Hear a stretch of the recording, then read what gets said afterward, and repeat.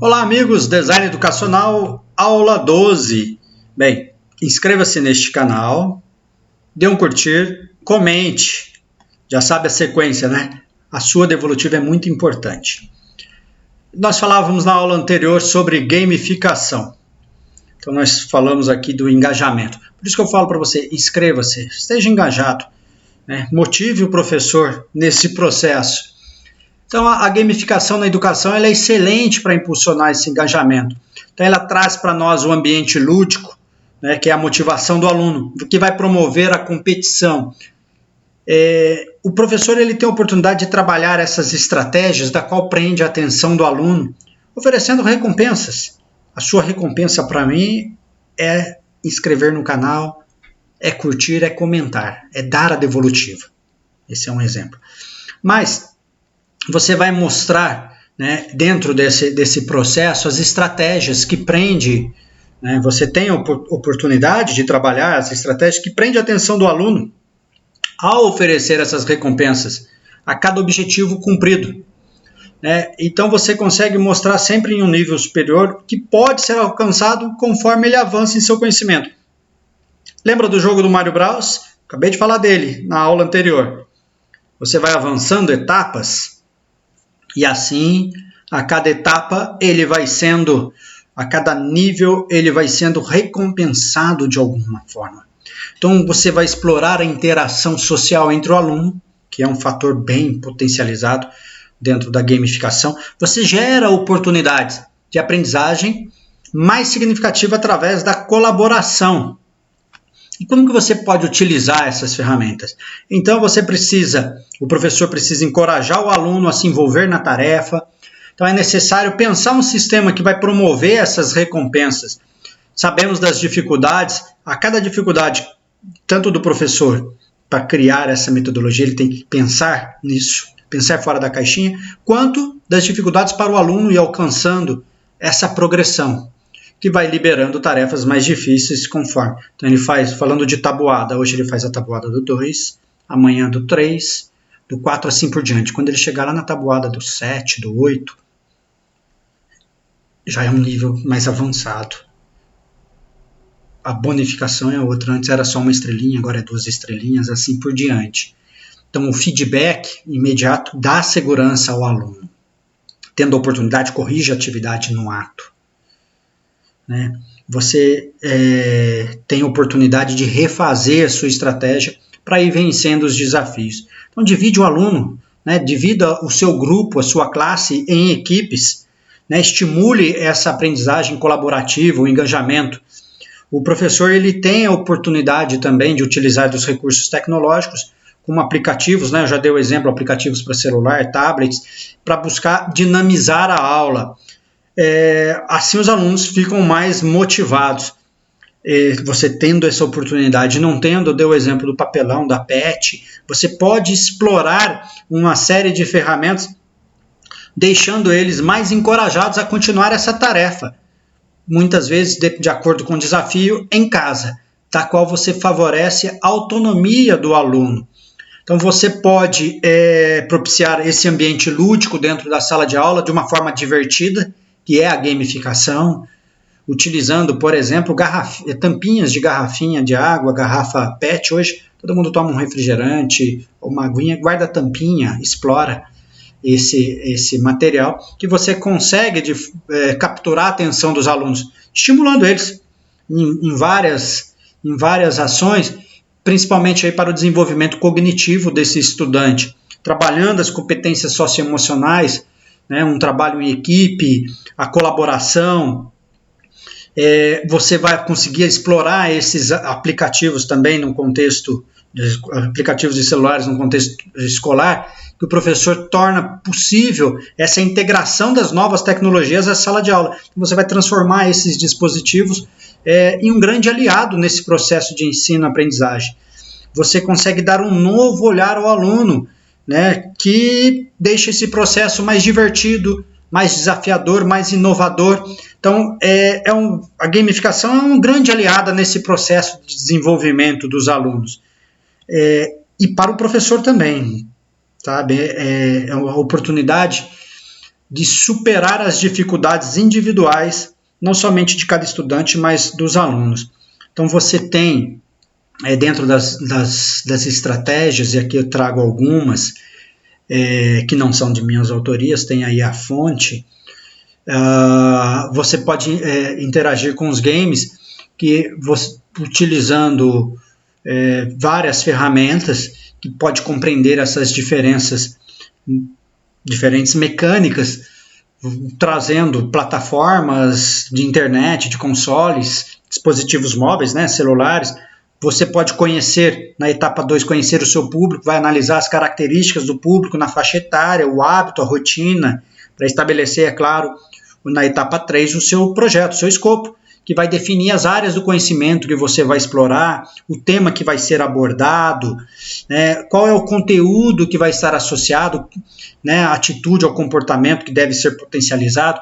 Numa outra etapa, compreender o problema e o contexto da qual você tem oportunidade, dentro dessa orientação metodológica, de refletir sobre os problemas reais do cotidiano, os conteúdos que se relacionam com o estudante, definindo a missão, o objetivo, da qual você explora uma missão estratégica gamificada, que você vai conseguir analisar de forma clara, mensurável, esse conteúdo dentro de um tema proposto, que você vai desenvolver uma narrativa dentro do jogo, refletindo a história que você quer contar. Qual é a análise dessa narrativa dentro do contexto? Qual o objetivo dessa estratégia? Você vai refletir sobre essa história de uma forma de potencializar o engajamento do seu público, reforçando a consolidação dessa história. Então você define lá na etapa 7 o ambiente, a plataforma que o público vai participar, em casa ou em algum ambiente específico, utilizando o ambiente sala de aula. Vai identificar essa interface, trabalhando, definindo as tarefas e a mecânica, ou seja, você estabelece a duração da estratégia educacional, as mecânicas, vai criar regras para cada tarefa. Você consegue, na sequência, definir o sistema de pontuação, verificando a pontuação se ela está equilibrada, justa, diversificada, o ranking, a periodicidade, definindo os recursos. Você vai planejar essa agenda estratégica, quais são os recursos necessários a cada dia, vai revisar essa estratégia. Ou seja, verificar se a missão é compatível com o tema, se está alinhado à sua narrativa ou não, conferindo o sistema de pontuação, verificando se os recursos estão assegurados, se a agenda é adequada ao seu público.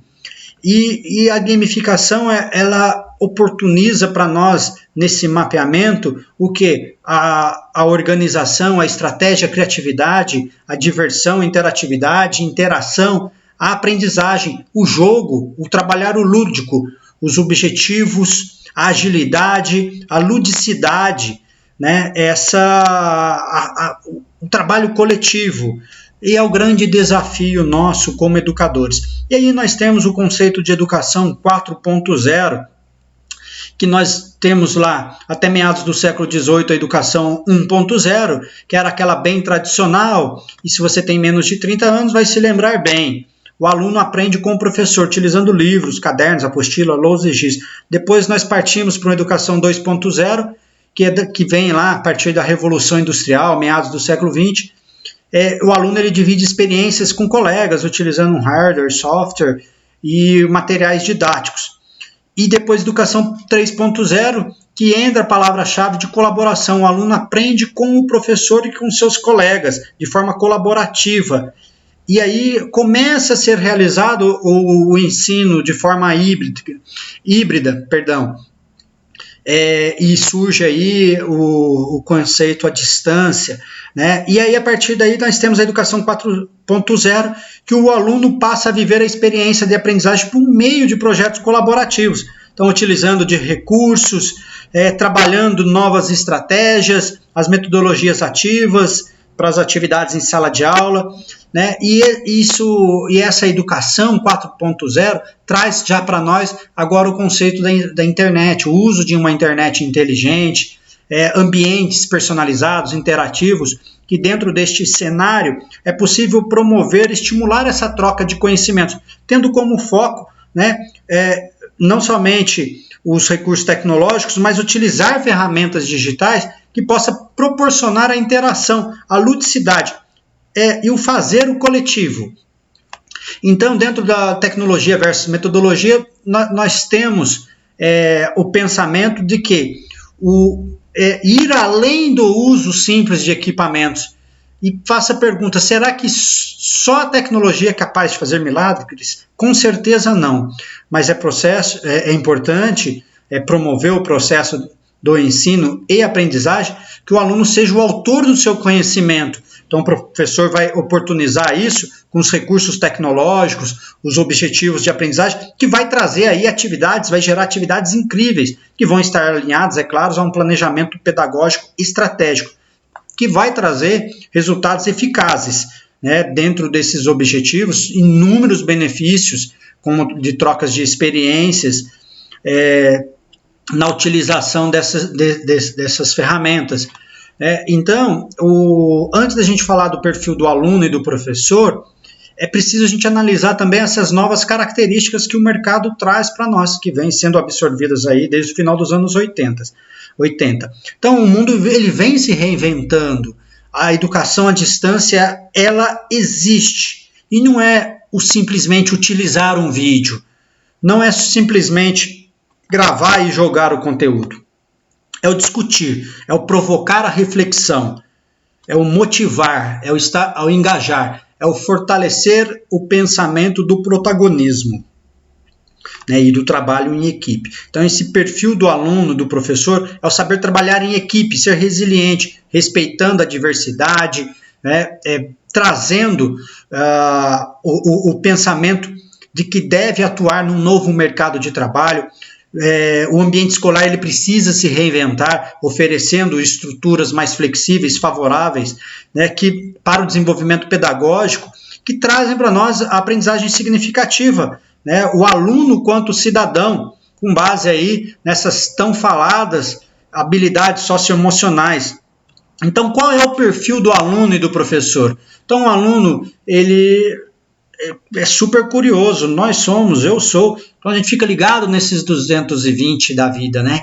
Então, é preciso ser um criador. O aluno, ele precisa testar novas possibilidades, novas soluções. Ele vai produzir o conhecimento e, é claro, colocar em prática. Então, é necessário que ser apaixonado por pessoas e pela educação. O professor ele precisa disso.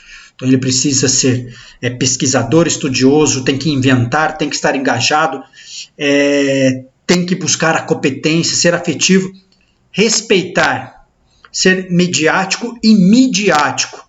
Então, ele vai trabalhar tanto o individual quanto o coletivo. E sabemos que as metodologias ativas estão aí, é um termo que está bem em evidência, e essas estratégias traz para nós um pensamento que explora o processo de forma flexível, interligada, e nesse fluxograma a gente consegue entender, né, um pouco os benefícios desse tipo de aprendizagem. Né? Nós temos aí uma interação que traz para nós a autonomia dos alunos, a construção do conhecimento, essa conexão, a interação do aluno-professor, um pensamento crítico, a criatividade, o engajar o aluno. Ou seja, o aluno tem que estar engajado, motivado, tendo um melhor aproveitamento das aulas. É um processo de democratização da educação. Estabelecer uma cultura maker, né, ou seja, uma cultura do aprender fazendo e de forma criativa. E a base comum curricular traz isso para nós, né, de forma progressiva em várias áreas do conhecimento. Então, ele explora para nós o conhecimento, o pensamento científico e criativo, o repertório cultural, a comunicação, um trabalho, projeto de vida, a argumentação, o autoconhecimento, o autocuidado, a empatia, a cooperação e essa responsabilidade e cidadania. Ou seja, dentro dessa cultura digital, que entra em todas as competências gerais, aqui nessa imagem nós estamos vendo as competências gerais da BNCC, é possível a gente pensar e refletir para colocar tudo isso em prática, para que é preciso ter em mente que a gente precisa inovar na sala de aula, a gente precisa ter um pensamento crítico, que a aprendizagem ela tem que ser significativa, desenvolver essas habilidades e competências. Então, ou seja, pensar nos nossos protagonistas, que são os nossos alunos. E aí nós temos o desafio de uma aprendizagem significativa, desenvolvendo habilidades, competências, inovando, né? Trabalhando o quê? A aprendizagem com pessoal e social e uma significativa, que é a cognitiva e a produtiva. E os gestores, eles precisam pensar na melhoria da infraestrutura, o acesso à rede, a formação de professores, acompanhamento e divulgação das atividades, o professor no diagnóstico da turma, em projetos interativos, nos novos formatos para uma sala de aula, né, o envolvimento, para que o aluno possa ter uma participação ativa, o engajamento, a inclusão social, digital, cultural. E a família, claro, ser motivada para a sua participação, para o seu envolvimento, uma comunicação efetiva, né, para empatia, estabelecendo uma cultura digital do professor, mediador, o aluno, que vai ser o protagonista. Essa é a aprendizagem interativa, da qual nós vamos adequando o nosso ambiente educacional às expectativas da sociedade, né? Todas elas seguindo, é claro, a orientação da BNCC, que traz para nós que a educação 4.0 não é mais uma novidade, e sim uma realidade. Então o professor ele precisa encarar esse cenário com uma grande oportunidade de transformação dentro da promoção de ações inovadoras, seguindo o conceito de aprender fazendo. Então, já finalizando esta videoaula, é importante refletir que, como nós vimos, a educação e a tecnologia deve sempre andar juntas. Então, nós devemos estar atentos a esses avanços, inserir no nosso cotidiano profissional, para que a gente possa alcançar, né, eficiência, eficácia nesse processo de ensino-aprendizado. E Paulo Freire traz para nós, já agora no finalmente deste vídeo, acabou ficando um vídeo longo, que ninguém começa a ser professor numa certa terça-feira às 4 horas da tarde. Ninguém nasce professor ou é marcado para ser professor. A gente se transforma como educador permanentemente na prática, na reflexão sobre a prática. E isso a gente tem feito aqui nessas videoaulas de design educacional, para que você do curso de licenciatura possa refletir, pensar nas suas metodologias, como colocar tudo isso em prática. Comente aí, dê uma devolutiva, faça uma interação comigo do que você pensa. Aí no vídeo tem o meu e-mail, pode mandar também. Vamos discutir isso. Não se esqueça então, inscreva-se no canal, convide pessoas a se inscrever, para que a gente possa divulgar ainda mais esses conteúdos. E assim também, não se esqueça de curtir, de comentar, porque o YouTube ele acaba expandindo essas ferramentas, né, levando esse conhecimento para... ficando mais fácil nas pesquisas, esse conhecimento aos colegas que sempre buscam. Tá joia? Um forte abraço, até o próximo encontro.